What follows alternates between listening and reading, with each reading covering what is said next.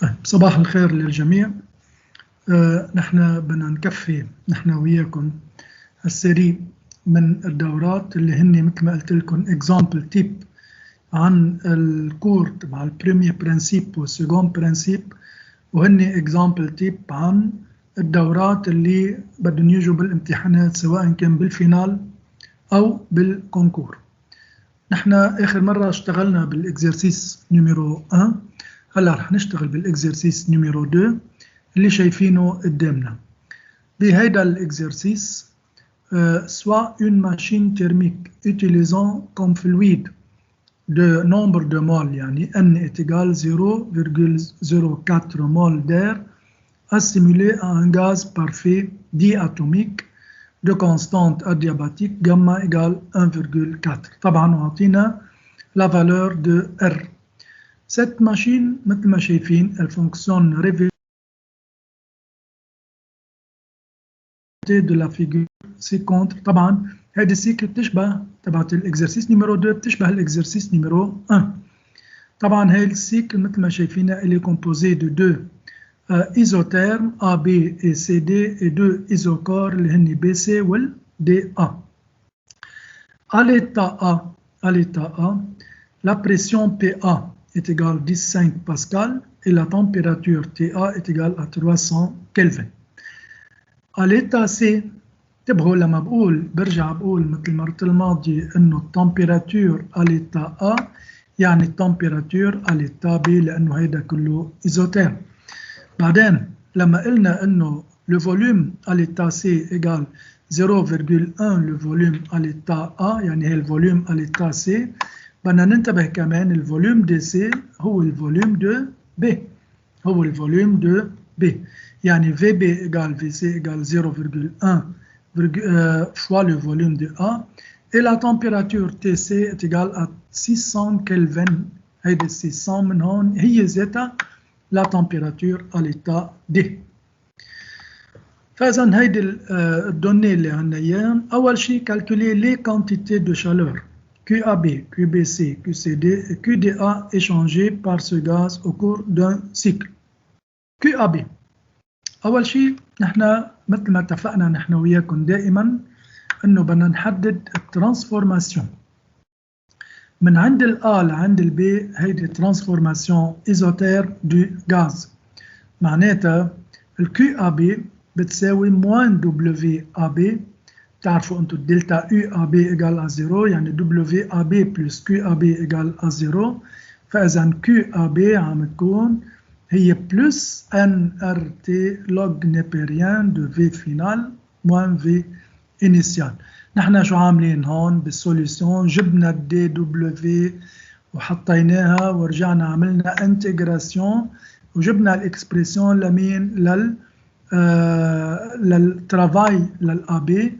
وبعد ما جبنا الترافاي للابي طلع قدامنا هيدا الترافاي للابي مثل ما شايفين اللي هو moins NRTA log de VB sur VA.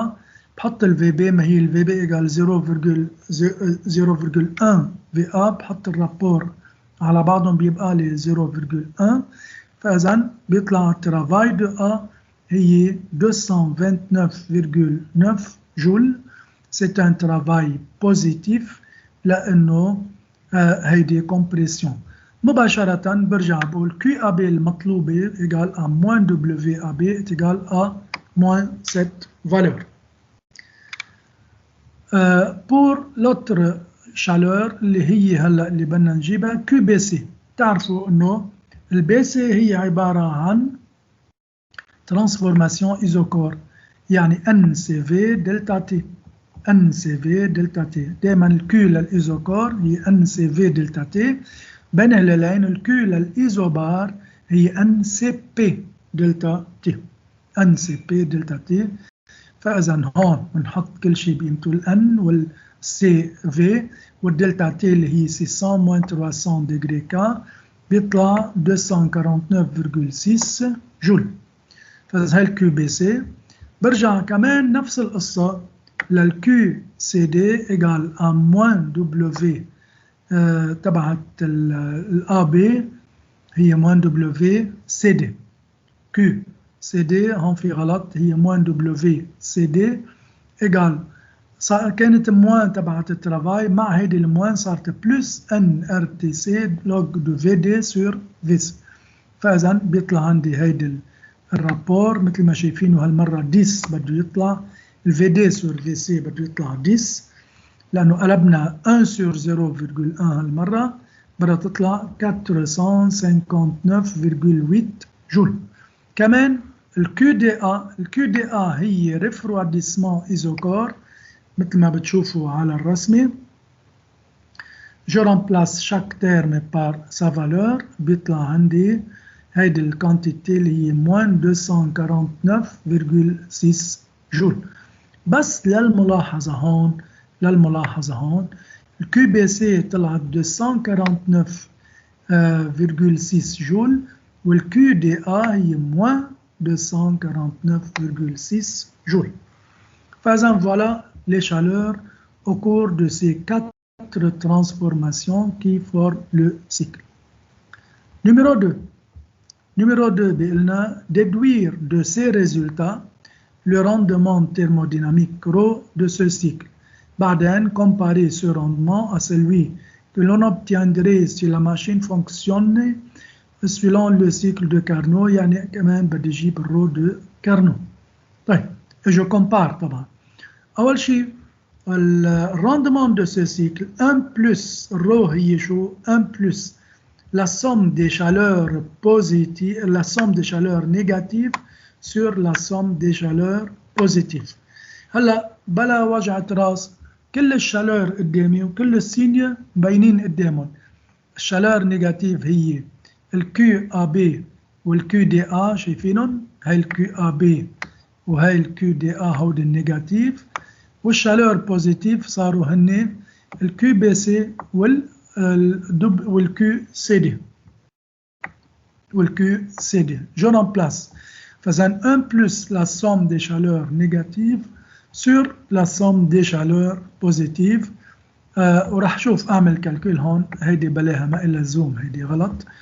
راح يطلع عندي هون si je remplace chaque terme par sa valeur راح يطلع عندي ρ est égal à 0,32. En pourcentage, je multiplie par 100, ça fait 32%. هلا رو دو كارنو مثل ما شايفينها هي 1 موان تي مينيموم على تي ماكسيموم، مثل ما دائما بنقول 1 موان تي مينيموم. تي مينيموم هي تي A, c'est la température la plus proche de l'origine, والتي سي اللي هي تي ماكسيموم la température la plus loin de l'origine، اللي 1 موان 300 sur 600 يعني 50%. شايفين كارنو عطاني على نفس السيكل 50%. بس le rendement de ce cycle quelconque donné par hypothèse est 32%. Cela veut dire que ρ de Carnot est plus grand que le rendement de ce cycle, طبعا entre les mêmes températures extrêmes du cycle. Entre les mêmes températures extrêmes du cycle. هلا آخر سؤال هذا كيستيون دورة بتصور هذا كيستيون يعني ابليكاسيون ديريكت على كل اللي اشتغلنا. هون calculer la variation de l'entropie delta S AC. طيب أنا إذا اطلعت على الرسمة delta S AC يعني من الA هي الA وهيدي السي، معناتها في بدي أقول أنا إنه دلتا اس من الA للسي بتساوي دلتا اس من الA للB بلس دلتا اس بي سي. كمان انتر بارونتيز اللي بده يقول كمان رح يقول صح لما بيقول انه دلتا اس A C ايجال دلتا اس A D بلس دلتا اس دي سي. انتبهنا؟ بس يلا بما انه هون الخط شغال من هون معناتها بنمشي بالخط الاسهل، لانه من هون بده يصير غير السينيا لكل الترم اللي عندي اياهم. فاذا دلتا اس A C ايجال دلتا اس A B بلس دلتا اس بي سي. بيكفي حط كل شيء بقيمته. دلتا اس A B على الايزوتيرم على الإيزوتيرم راح يطلع عندي هون بكل بساطة مثل ما قلت لكم هون دلتا اس اي سي قال دلتا اس اي بي بلس دلتا اس بي سي. الدلتا اس اي بي على الإيزوتيرم هي كيو اي بي سور تي ا لا تمبيراتور كوريسبوندونت، بيطلع عندي مثل ما شايفينها موان 0.77 جول بار ديجري ك. كمان على البي سي، البي سي نحن بنعرفها شو هي، دي اس هي دي كيو سور تي، يعني الدلتا اس سي جو باس à l'intégrale égale ان سي في لوج نيبريان من البي للسي، يعني دي تي سور تي، يعني كأنه عم نقول ان سي في لوج نيبريان مثل ما شفنا تي سي سور تي بي أو تي سي سور تي بي، بيطلع عندي 0.57 جول بلس 0.57 جول par degré K. Et par suite, je remplace algébriquement ces valeurs. Delta S AB plus delta S BC, ça fait moins 0,2 جول par degré Kelvin. هذا البروبلم سهل وخفيف. أنا يعني حطيت هذا البروبلم لأنه بدي برهن لكم أنه الرو هي 1 بلس la somme des chaleurs négatives على la somme des chaleurs positives، وبدنا نعمل comparaison مع الراندومون دو كارنو. وبدي أقول بكل هذا البروبلم كمان أنه الدلتا اس لأنه الاس est indépendant du chemin suivi، معناتها أنه الدلتا بما صار فيه يدخل من الA للسي، فيه يدخل من الA للبي وبعدين من البي للسي، بعدين من البي للسي، وبعمل calcul à part pour chacune de ces transformations de A vers B puis de B vers C et je fais la somme algébrique pour ces deux termes. فإذن هيدا الإكزرسيس نميرو 2. مثل ما شايفين هول الإكزرسيسات اللي قدامي هني إكزرسيسات دورات. طيب exercice numéro 3 session 2012 اللي عندي اياه هون بهيدي السيري، طبعا هيدي رسمتي. une mole d'un gaz parfait diatomique، une mole يعني n égale 1 وغاز parfait diatomique يعني الجاما أنا بتوقع تكون 1,4 subit le cycle des transformations suivantes. De A vers B, c'est une détente adiabatique. شايفين وين؟ De A vers B est une détente adiabatique. وبعدين حسب ما مكتوب من ال B لل C في عندي compression isotherme، ومن C للA في عندي chauffage isochore. شايفين ليش chauffage؟ لأنه مثل ما قلت لكم المرة الماضية plus qu'on s'éloigne de l'origine plus la température augmente، مشان هيك صار فينا نقول chauffage isochore. Bien, donc voilà la série. في عندي 3 transformations، AB adiabatique، BC isotherme، CA هي isochore. Comme donné on donne هاي V0 اللي هي 12,5 fois 10-3 متر كوب. V0 هي الفوليوم للسي وهي ذات الفوليوم للأ، هاي مسؤوليتي أعرفها. بعدين لما بقول البي 0 هي لمين البي 0؟ البريسيون بي 0 هي عمليا البريسيون للبوان بي. فإذا وهون عندي البوان بي عندها بي 0 و2 في 0 وعندي البوان A عندها في 0، البوان A عندها في 0 وبس هالقد، والسي عندها بوان مثل ما شايفينها بي سي بس عندها نفس الفوليوم هون في 0. وكمان في استنتج انه السي عندها لا ميم تمبيراتور دو بي. هلا بنشوف شو قصتها، ليش عندها ميم تمبيراتور دو بي؟ لانه من البي للسي هو ايزوتيرم. فاذا معي البي 0 والفي 0 معي الار معي الجاما معي تي بي معي لا تمبيراتور دو بوان بي. برجع بقول التمبيراتور للبوان بي هي ذاتها température للبوان C. أول سؤال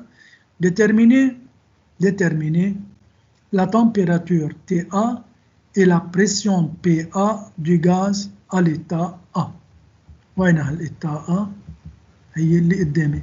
بدي أجيب البريسيون بالأول PA مش هيك؟ بدنا نجيب أول شيء température TA بعدين البريسيون PA. température TA وبعدين بدي أجيب البريسيون PA قديش قيمتها. كتير منيح.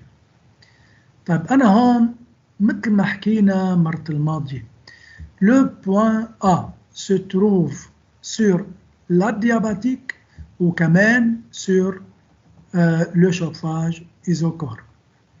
طيب هيدا الشوفاج إيزوكور إذا بدي استخدمه ما هيدي كمان البي سي مجهولة والبي A مجهولة، عرفنا كيف؟ والتي سي موجودة بس التي A مش موجودة. إذن في أكثر من انكونو بإكواسيون تبعت البي في ان ار تي. برجع من مين لمين؟ من الA للB. طيب أنا بعرف الفي للA هي طبعا من الA للB أدياباتيك، بس الفي A هي V0 والفي B هي الدوبل يعني 2V0 ومعي البريسيون P0 مع الفالور للبريسيون P0 وبنفس الوقت أنا بدي من كل هودي بدي التمبيراتور هون. شو بقول أنا هون؟ بين الA والB بكل بساطة بستخدم الإيكواسيون اللي بعرفها للأدياباتيك اللي هي TA VA جاما موان 1 إيجال TB VB جاما موان 1.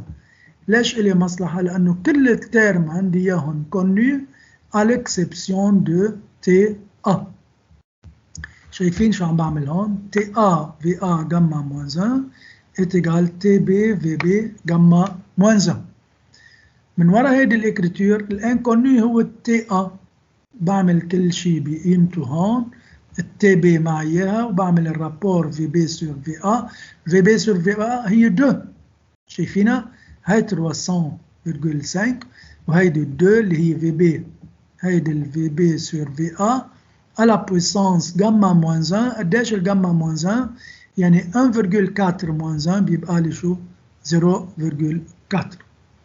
فإذن je remplace tous les termes par leur valeur et je trouve que la température au point A est égale 396,7 joules. Voilà donc la température du point A. كمان عم بيقولوا لنا جيبوا لي البريسيون au point A. هلا إذا نحن في طريقة أسهل من هيدي بس للعلم، أنا معي التمبيراتور للA ومعي ال V2A شايك؟ معي ال V2A مظبوط، معي التمبيراتور للA ومعي ال V2A اللي هي V0 ومعي كمان التمبيراتور للB والتمبيراتور للB هي ذاتها التمبيراتور للA. فإذا بيكفي حط PVNRT لطلع ال PA، بيكفي حط ال PVNRT لطلع ال PA. أنا شو عامل هون؟ مش عامل هاي الطريقة بس هي فيكم بلشوا فيها من هون. PVNRT بتطلع سهلة كل شيء معي، ولكن أنا عامل هاي الأستوس إنه بين الA والB، بين الA والB عم بيكون عندي كمان ترانسفورماسيون أدياباتيك، بحط كل الترم بقيمتهم، معناتها PA égale à PB multiplié par VB à la puissance gamma sur VA à la puissance gamma. Alors je remplace كمان بيطلع عندي هاي الفالور اللي هي 2,64 fois 10 puissance 5 باسكال. فإذا صاروا هون كل الكوردوني دو بوان A موجودين، كل الكوردوني دو بوان A موجودين. Et ensuite je peux passer à la question numéro 2. بالكستيون numéro 2 اللي عندي إياه هون calculer en précisant le signe le travail échangé au cours de la transformation AB. هلا نحن عندنا لنشوف من الآ للبي، من الآ للبي هي من الآ للبي هي الأدياباتيك، شايك؟ من الآ للبي هي الأدياباتيك. طب إذا استخدمت الإكسبريسيون للأدياباتيك، يعني شو بصير الترافاي؟ بصير بي بي في بي، بي بي في بي يعني 2 بي 0 في 0 موان بي A اللي معي إياها ضرب الفي 0 سور جاما موان 1. احنا شفناها بالكور إنه هيدي ترافاي للأدياباتيك من الآ للبي. فإذا هيدا نحن بدنا نجيب الترافاي دي الأدياباتيك من الآ للبي. نحن شو عاملين؟ الحقيقة عندي طريقتين. أول طريقة في كتبت أنا هون أنه من الآ للبي Q égale à 0 هيدي U la variation de l'énergie interne بساوي الترافاي. معناتها صار في عندي je calcule l'expression du travail, je calcule l'expression du travail en se servant de l'expression de l'énergie interne اللي هي NCV delta T. يعني WAB ما هي إلا UAB. ليش؟ لأنه si j'applique le premier principe WAB plus QAB égale delta UAB، بس ما delta UAB égale à 0 يعني WAB égale delta UAB. Je remplace chaque terme par sa valeur et je trouve que ceci est égal à presque 2000 joules, moins 2000 joules. في طريقة اللي قلت لكم عنها أنا، صار في عندي أكثر من طريقة فيكم تسجلوها عندكم، أنه WAB على الرسمي وأنتم بتعملوا لها كالكول ولازم تتأكدوا أنه هي زد. WAB égale PB VB moins PA VA sur gamma moins 1. Je répète, WAB égale PB VB moins PAVA sur gamma moins 1. بيكفي حط كل شيء بقيمته. البي بي هي البي 0 مع اياها، والفي بي هي 2 في 0 بحط كل شيء بقيمته، والبي ا جبتها قبل شوي، والفي 0 كمان مع اياها. فاذا je remplace chaque terme par sa valeur sur gamma moins 1 et ensuite il faut que nous obtenons la même valeur presque égale à 2001 joules, moins 2001 joules. فإذا هون صار في عندي بالحقيقة طريقتين، هيدي WAB اللي هي NCV دلتا تي، أو في عندي WAB بستعمل الفورمول للترافاي للأدياباتيك. كتير منيح. السؤال الثاني، en déduire la quantité de chaleur QCA échangée au cours de la transformation CA. يعني من وراء اللي جبناهم، من وراء WAB جيبوا لنا QCA. أنا بهيك نوع من البروبلم بدخل شيء اسمه الدلتا يو دي سيكل، بدخل شيء اسمه الدلتا يو دي سيكل. هون بقول انه الدلتا يو دي سيكل اللي هي ايجال ا 0، شايك؟ دلتا يو دي سيكل على طول ايجال ا 0 ايجال دلتا يو ا بي بلس دلتا يو بي سي بلس دلتا يو سي ا، وهودي كلهم ايجال ا 0. بعمل ديفلوبمون لإلهم. طبعا الدلتا يو ا بي للادياباتيك، البي سي للايزوتيرم، البي سي دلتا يو للبي سي هي طبعا الايزوتيرم لانها ايجال على 0، ليكو وين هون ايجال على 0 بلس دلتا يو سي ا. ليكو هون شو انا عملت؟ دلتا يو ا بي ما هي الا بي هي ادياباتيك، اذا ادياباتيك حطيت الدلتا يو ا بي ايجال دبليو ا بي بلس كيو ا بي، الكيو ا بي هي 0، فاذا دلتا يو ا بي ايجال دبليو ا بي. الدلتا يو للبي سي اللي هي على الايزوتيرم، على الايزوتيرم هي شايفينها هون ايجال ا 0. دلتا يو سي ا هي على الايزوكور، يعني معناتها الترافاي كيو دبليو سي ا ايجال ا 0، معناتها دلتا يو سي ا ايجال ا كيو سي ا. فاذا en développant j'obtiens cette valeur WAB plus QCA est égal à 0. Cela implique QCA est égal à moins WAB. لك وين الAB اللي جبناها قبل شوي؟ moins WAB يعني موان مع هيدي الموان صارت بلس. موان مع هيدي الموان اللي فوق هي بلس. كتير منيح. كمان بال partie C, calculer le travail WBC au cours de la transformation BC. وين الBC؟ من عند الAB للBC. الBC هي تبعت الإيزوتيرم. فإذا la transformation BC et isotherme DW هذول مش ضروري تفوتوا فيهم.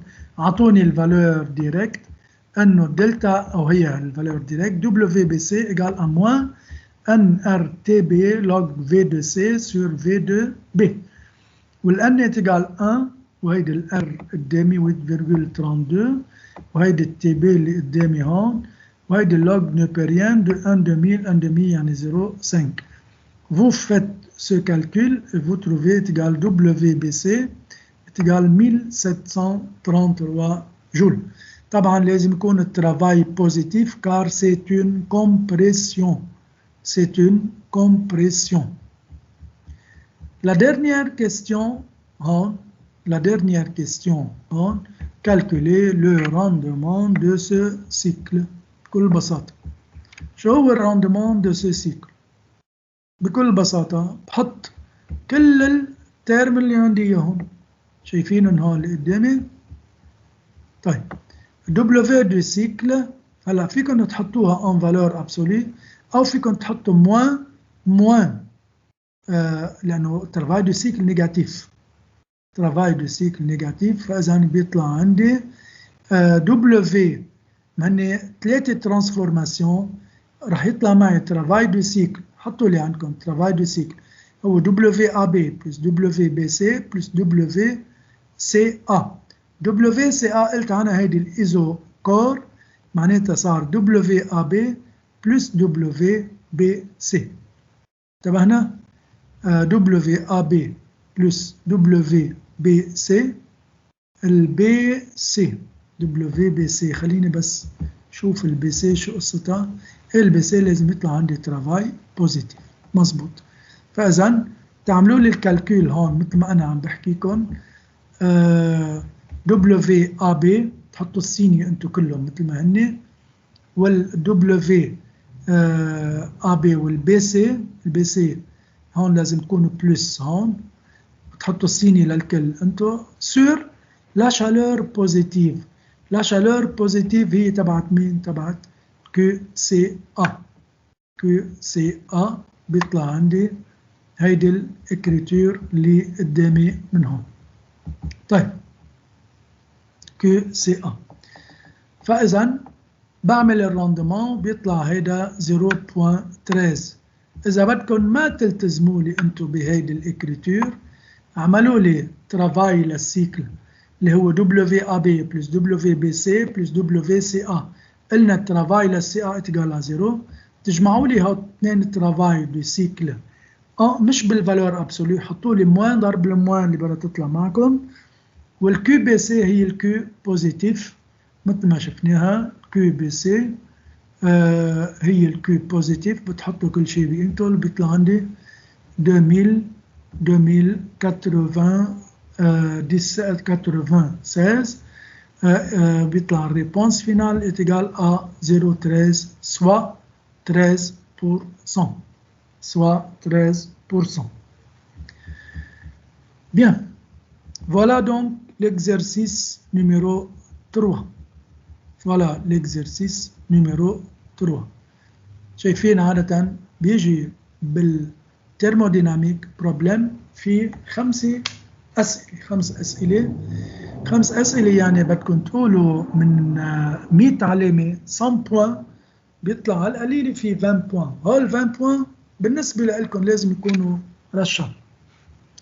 طيب بهيدا الإكزرسيس اللي قدامي 1 مول N est égal 1 mol d'un gaz parfait monoatomique وعاطيني الجاما se trouvant à l'état initial اللي هي PaVa وكاتبين هون il reçoit une quantité de chaleur de 6000 joules au cours d'une transformation isochore qui le fait passer à l'état B tel que TB égale 4 fois TA.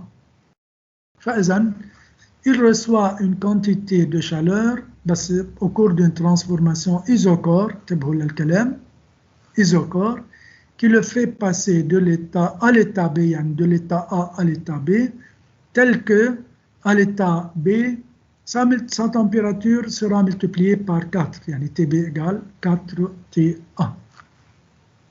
نحن ما عم نحكي عن سيكل هون ها قدامي هون في ترانسفورماسيون وحده. Calculer la température initiale TA. Calculer la température initiale TA en déduire PA si VA est égal à 0,01 mètre cube. 0,01 mètre cube. طيب température initiale طب هي وين داخل التمبيراتور initiale؟ التمبيراتور initiale هي تبعت التي A والتي B ايجال 4 فوا تي A.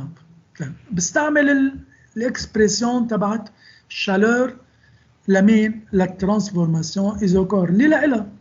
طيب اذا بستخدم الشالور اللي لها شو بيصير في عندي؟ طبق الفورمول قدامي لك شو عندي؟ كيو ا بي هي اللي قدامي بتساوي ان هي الان فوا سي في ار سور جاما موان 1 multiplié par TB moins TA. يعني بيطلع عندي 1 fois R sur gamma moins 1. TB هي 4 TA moins TA, ça fait 3 TA. بعمل كالكول اكستريم بموين مع هيدي اللي هون مع هي اللي هون اللي عندي et je trouve que TA est égal 160 degrés K. 160 degrés K. كتير منيح. فإذا en déduire PA si VA بسيطة قصتنا صار بندخل ال PV إيجال NRT يعني PA بيساوي NRTA sur VA والN هي 1. Je remplace donc chaque terme par sa valeur. Je trouve que PA est égal 6,32 fois 10 puissance 5 Pascal. كتير منيح. فإذا l'état A est maintenant bien défini. Sa température est connue, sa pression est connue, بس ما بعرف الفوليوم. لا الفوليوم هيئته مش مبين. هلا نحن فينا بلا مبين ال VA est égal 0,01 mètre cube. طيب question numéro 2. Ce gaz subit une détente adiabatique baissée telle que V de C est égal 8 fois V de B. فإذا من بعد ما عملنا له شوفاج إيزوكور رجع مشي وعمل ديتانت أدياباتيك من البي للسي tel que V de C est égal à 8 VB. أكيد بده يطلع الفوليوم للسي أكبر لأنه c'est une détente. Bien. السؤال هون شو سائلين هون؟ montrer que TA est égal à TC. وبعدين quelle transformation CA complète-t-elle le cycle ABCA. فإذا بالحقيقة هون بدي برهن إنه TC ما هي إلا هيدي الفالور اللي طلعت لي للVA. طيب اللي صار عندي هون أنا إنه بين البي والسي ما هي ديتانت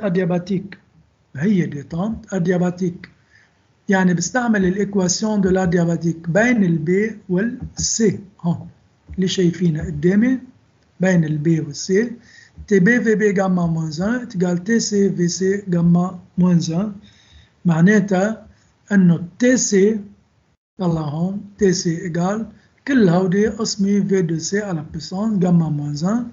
Je remplace chaque terme par sa valeur. كل شيء معي هون. كمان بتطلع التي سي مثل الفالور لمين للتي ا كمان طلعت لي 160 ديجري كا. معناتها شوية ترانسفورماسيون اللي بدها تسكر لي السيكل من عند السي للآ، ما الآ والسي على نفس التمبيراتور، يعني مين بيسكر السيكل صار؟ هي تيرم ايزوتيرم لأنه تي سي اتيجال ا تي ا تي سي égale à TA.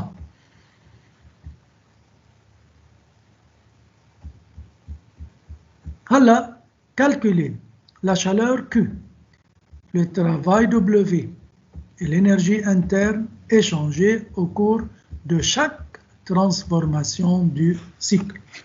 Au cours de chaque transformation du cycle. كتير منيح. خلوني بلش أول شيء بالترانسفورماسيون إيزوكور اللي عملتها أول شيء. وين هون؟ إيه بالترانسفورماسيون إيزوكور قلنا ال QAB هي le système par hypothèse a reçu معناتها de la chaleur معناتها ال QAB égale plus 6000 جول. WAB égale à 0 ليش؟ لأنه ال AB par hypothèse c'est un chauffage isocore معناتها دلتا UAB هي WAB plus QAB بجمعهم مع بعضهم بدهم يطلعوا بيان سور 6000 جول. هيدي للترانسفورماسيون ايزوكور AB. تاني مرحلة قالوا لنا بالكور فوق انه le gaz a subi une détente adiabatique. Détente adiabatique. كلمة adiabatique معناتها ال QBC égale à 0. J'applique le premier principe معناتها WBC est égal delta UBC. كل delta U بتساوي لي NCV TC moins TB. عم شوف بالcalcul si je remplace chaque terme par sa valeur, je trouve que ceci est égal à moins 6000 joules. طيب مش الحال لحد هلا. خلصنا أول ترانسفورماسيون AB ورجعنا خلصنا بترانسفورماسيون BC. هلا بدي يرجي لمين؟ للCA. قلنا الCA اللي هي لا ترانسفورماسيون كي كومبليت لو سيكل اللي هي عمليا الإيزوتيرم. WCA moins NRTA log V final يعني ال VA sur V initial لأنه ال V de C. إنه بلش من C للA. يعني هاي ال V final sur V initial. Je remplace tous les termes car je possède tous les termes. Je les remplace par leur valeur de 768 joules. Voilà donc le travail CA. Ce travail doit être positif du fait que c'est une compression. Le QCA هي ذاتها شو بتكون؟ ما نحن على الإيزوتيرم، يعني على الإيزوتيرم بتساوي شو؟ موان WCA يعني موان 2768 جول. فإذا موان 2768 جول. هيدي الترافاي للCA هيدي Q للCA الإيزوتيرم. طبعا الدلتا U للCA يعني الدلتا U لكل إيزوتيرم هي عم تكون إيجال à 0. La dernière question maintenant, c'est de calculer le rendement de ce cycle et de le comparer avec le rendement de Carnot comme d'habitude. نفس الأسئلة بس entre les températures extrêmes. Rho du cycle ما هو إلا 1 plus QCA sur QAB. ليه؟ لأنه ال QCA هي ال Q نيجاتيف وال QAB هي ال Q بوزيتيف. لكن ما بدها حزورة هلا. الشالور كلهم بالسيكل. وين في شالور نيجاتيف ليك وين هون؟ ما في غيرها. وين في شالور بوزيتيف دو سيكل هي ذاتها هيدي، ما في غيرها. فإذا je remplace chaque terme par sa valeur en respectant les signes. يعني ال QCA بدها تكون moins de 768 جول etc. sur QAB. Je fais les calculs بيطلع معي 54%. 54%. Bien, فإذا هيدا الرندement de ce cycle. إذا بدي أعمل rendement يعني calcul أو comparaison avec le rendement de Carnot اللي هي 1 moins T minimum اللي هي تبعت التي A sur T maximum اللي هي تبعت التي B. تبعنا التمبيراتور للبي. بعمل الكالكول بشيل 160. 1 moins 1 sur 4 يعني 0,75 يعني soit 75%. شايفين الرندement de ce cycle quelconque est égal 54%, بينما الرندement de Carnot هي 75%. Cela prouve de nouveau que le rendement de Carnot est plus grand que le rendement de ce cycle, mais toujours entre les mêmes températures extrêmes. Entre les mêmes températures extrêmes. Bien. خلونا نكفي. صاروا لاحظين الأعمال يعني صار فينا نقول إنه بتشبه بعضها منيح. يلا. Une mole d'un gaz parfait polyatomique. عاطينكم الجمة ما تحملوا هم. Décrit le cycle suivant. AB détente adiabatique. BC compression isotherme. و CA هي chauffage isocore. CA هي chauffage isocore. On donne VB est égal 8 VA.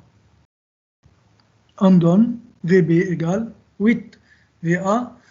وعندي كمان التمبيراتور للبوان A. للبوان A. السؤال هون trouver la température au point B. au point B. طيب ما أنا مشيت من الA للB كيف شكلها؟ مشيت من الA للB على الأدياباتيك. في استعمل شيء تبعولات الأدياباتيك هون. يعني لو قلت PA VA على puissance جمع بيساوي PB VB على puissance جمع. خليني شوف إذا بتوصل لنتيجة. بلى بس نحن شو استخدمنا؟ بما أنه بدي تمبيراتور في يقول PA VA جمع بيساوي PB VB جمع وبرجع بعدين بستخرجهم بالPV NRT بطلع التمبيراتور. أو في امشي ديركت بين الA والB في عندي ترانسفورماسيون أدياباتيك بستخدم التمبيراتور والفوليوم. يعني TA VA à la puissance gamma moins 1 égale TB VB à la puissance gamma moins 1.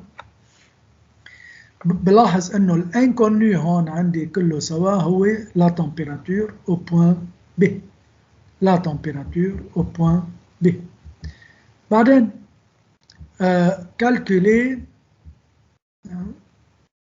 calculer la variation d'énergie interne suivant la transformation isotherme BC. بدي بالترانسفورماسيون isotherme BC. بهيدي الترانسفورماسيون تبعت الإيزوتيرم BC. بقول دلتا U BC égale à 0 والدلتا U CA égale NCV TA moins TC. هون ظاهر في شي كالكول غلط ولا شو قلت أنا؟ calculer la variation d'énergie interne suivant la transformation BC. بسيطة. بدي أول شيء للBC بعدين للCA ما في مشكلة. للBC هي إيجال à 0 تبعنا لأنه الBC قلت لكم إيزوتيرم. دلتا UCA شو ما كانت بحط NCV T فينال موان T إنيسيال بيطلع هاي الفالور. بس أعمل كالكول وبما انه الدلتا يو دو سيكل égal à 0 يعني دلتا يو ا بي بلس دلتا يو بي سي بلس دلتا يو سي ا égal à 0 صار عندي الدلتا يو ا بي بشيل هودي للميل الثانية من الايجاليتي بيطلع عندي موان 3750 جول. moins 3750 joules. Bien. Quand la question suivante maintenant, en déduire la variation d'énergie interne sur AB. Troisième question. Calculer le travail reçu par le gaz suivant BC. En déduire QAB, QBC et QCA. أول شيء بدي travail reçu suivant la transformation BC. بجيب الترافاي BC مثل ما بعرف بساوي moins N RTB يعني volume final sur le volume initial مع كل الترم je remplace chaque terme par sa valeur. هيدي بالنسبة ل WBC. ال QAB نحن بنعرف انها هي شو؟ ادياباتيك بار هيبوتيز. شايفينها فوق AB هي الهيبوتيز بار هيبوتيز هي ديتونت ادياباتيك يعني QAB هي اللي شايفينها هون اتجال A 0. والQBC هي moins 2600 جول. ليش moins؟ لانه جبنا نحن الترافاي للبي بيطلع 2600 وعلى الايزوتيرم بي سي كيو بي سي ايجال موان دبليو بي سي يعني موان 2600 جول. الكيو سي ا est égal à 0. الكيو سي ا est égal à 3750. نفس القصة من وراء هيدا الكيو سي ا اللي هي ان سي في. جايبينها نحن نطلع شوي هون. جايبينها نحن هون الدلتا يو سي ا. اللي هي c'est une transformation isochore. دلتا يو سي ا يعني معناتها هي عم تكون كيو سي ا لانه هيدي شايفينها هون دلتا يو سي ا اتجال 3750 جول. هون بدي انتبه انه كيو سي ا اتجال دلتا يو سي ا لانه طبق le premier principe QCA plus WCA بس WCA est égal à 0 égale delta UCA déjà calculé. فإذا جبنا كل الدلتا U اللي بدنا اياهم والchaleur suivant toutes ces transformations. Quatrièmement, calculer delta S BC en déduire sans calcul delta S AC.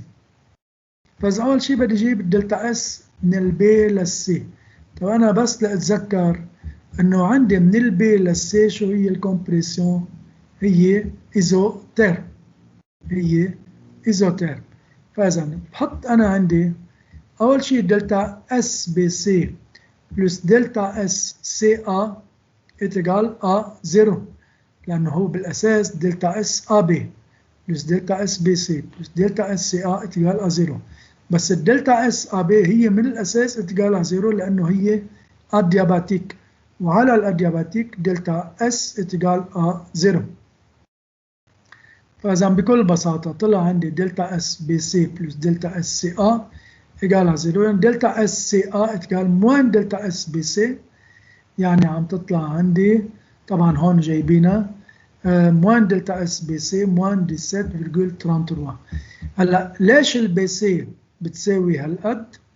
بتساوي هالقد البي سي لانه هيدي بتساوي كيو سور تي. هيدي بتساوي كيو بس سور تي ليكو لازم انتم تشيلوا منها هيدي التي هون. فاذا هي عمليا موا ان ار لوج في فينال سور في انيسيال. لما تقسموا الكيو دلتا اس هون لازم تكون الكيو هاي الكيو كلها سوا سور تي بي تحت معناتها بدها تطير التي بي. فإذا بيطلع الفالور 17.32. فإذا دلتا اس سي ا اتجال موان دلتا اس بي سي مع هاي الموان اللي فوق صارت بلس 17.32 0,33 joule par degré Kelvin. Joule par degré Kelvin. بدي هلا le rendement de ce cycle et je dois le comparer avec celui de Carnot.